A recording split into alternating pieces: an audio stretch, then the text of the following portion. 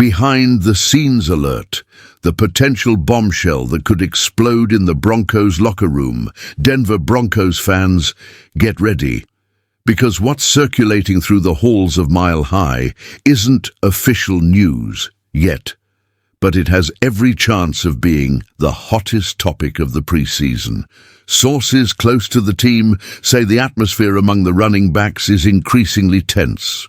The reason? An excess of talent that will inevitably leave an outside player, and the name that's emerging in behind-the-scenes conversations may shock a lot of people. Jaleel McLaughlin.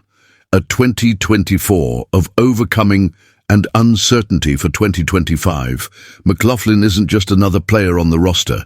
He's the guy who defied the odds, entered the NFL in 2023 undrafted after breaking absurd college football records.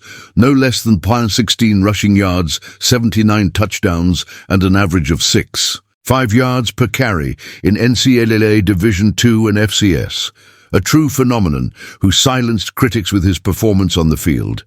Last season, he was second on the Broncos in rushing yards, racking up 496 yards and 1 touchdown while averaging 4.4 yards per carry. Solid numbers, especially considering the spotty offensive line and nearly non-existent running game. The problem: the RB's room is now a minefield. What was a needy group in 2024 has now become a fierce battle for survival. The Denver board spared no effort. It brought J.K. Dobbins, a veteran with playoff experience and a hunger to bounce back, and drafted R.J. Harvey, a promising freshman who has already won over the coaching staff. Not to mention Audric Estime, a 2024 draft pick who is protected by the current administration and virtually untouchable. Bleacher Report added fuel to the fire. With Harvey and Dobbins practically guaranteed, and Estime with a spot assured, there is still just one post in the squad for McLaughlin, Tyler Beatty, or Blake Watson. And according to analyst Gary Davenport, the 5'7", 187-pound sprinter could be the one sacrificed. The Bo Nix factor and the change of philosophy.